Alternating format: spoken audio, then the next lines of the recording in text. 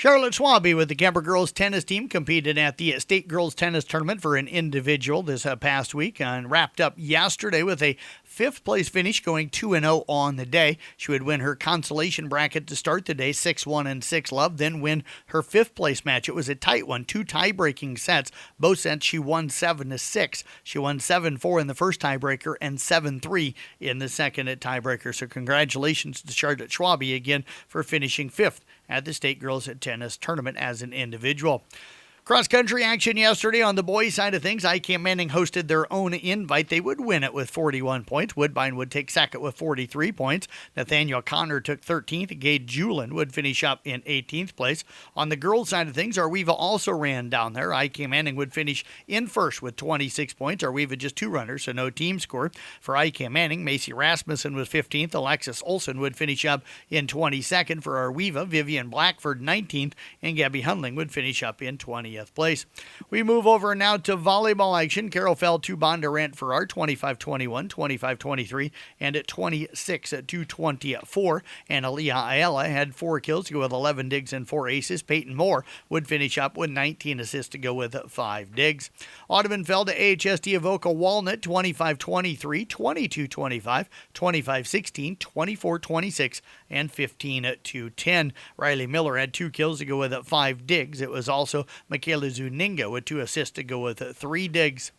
Glidden Ralston falls to Exira Kimball 3-0, 25-15, 25-18, and 25-19. For the Spartans last night, Jalen Peterson had 20 kills to go with 2 blocks and 4 digs. Brooklyn Brabham added a kill and 3 digs. For Glidden Ralston last night, Allie Sommerfeld had 2 kills to go with a dig. It was also Anna Steinkamp with 4 digs and an ace. It was Coonabit Bayard defeating Peyton Chardin on the road 3-0, 25-6, 25-19, and 25-6. For the Crusaders last night, Amelia Cook had 31 assists to go with 9 digs. Those 31 assists put her over 1,000 for her career. She's just a sophomore. It was also Anna Hart with 11 digs to go with 5 aces. She added 4 assists. For Peyton Chardin last night, Chloe Happy had 6 blocks. It was also Mia Rosso with 3 kills to go with 3 digs. South Central Calhoun fell to Manson North Webster in 5, 25-10, 19-25, 25-27, 25-19, and 15-11. Macy Dorman had 19 digs. Morgan McChesney ended up with 16 digs to go with 4 aces. Esac falls to Sioux Central in 4, 27-25, 19-25, 27-25, and 26-24. Jordan Carroll had 33 assists to go with 20 digs. Those 33 assists gave her the all-time school record for assist in a career. Miranda Gertis would finish up with 11 kills to go with 3 blocks. Arweva has been strong on offense most of this season and will be looking for consistency as they host Griswold in Week 6. The Rockets have scored at least 50 points in their last 2 games and head coach Austin Sulk says they need to block well against the Tigers' defensive look.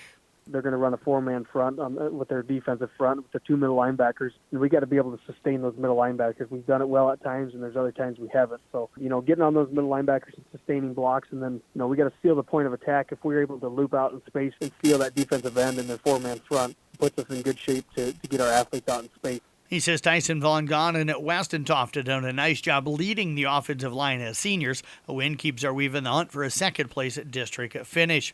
Audubon picked up a massive win over ranked Fremont Mills program last week. This week marks their most formidable challenge of the year up to this point, and the Wheelers head coach Sean Burke says it's the exact type of game that they needed.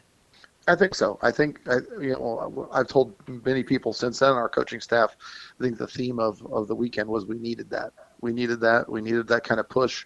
We needed that kind of wake-up call. Not that we were overlooking them at all, but we just hadn't played anyone that was going to match our physicality.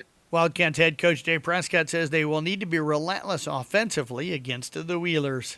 They're fast on the outside, and we'll just have to block well and execute our plays and just kind of try to be relentless and not try to do things that we're not capable of doing, and we'll just have to keep.